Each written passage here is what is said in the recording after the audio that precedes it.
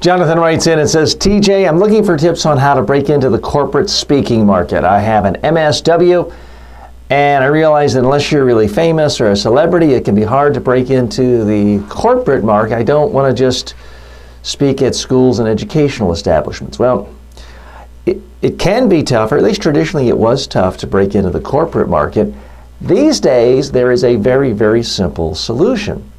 What I would recommend is for you to come up with what you think are your 5 best areas of expertise and create a course for them. And put that course online. Put it on your own website, put it on Udemy, SkillFeed, Curious, other providers, and put 5 of them out there. Promote them all and see which one sells more. Also, put your videos, or at least some of the videos, on YouTube. See which ones develop an audience. Blog on these subjects each day. Find out which ones are easiest for you to write about and what gets passed around, commented on the most on your Facebook page.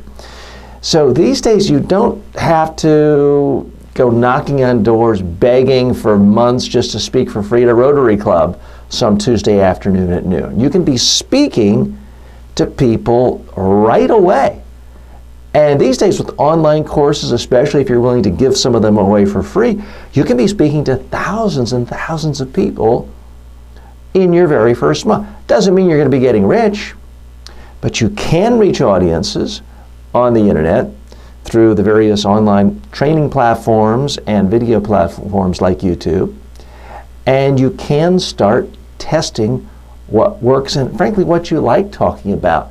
So don't waste any more. One other quick tip, don't ever mention MSW. Sorry for those of you with MSWs, but in the corporate world, I don't think anyone knows what that means. If they do, they think, oh, that's just some social worker who wants to help poor people. Again, I don't mean to insult you, but in my opinion, for most people in the corporate training arena, it doesn't help you to use those initials. In fact, I wouldn't use any initials unless it's MD or JD. Don't use initials. Nobody in the corporate training world cares about it.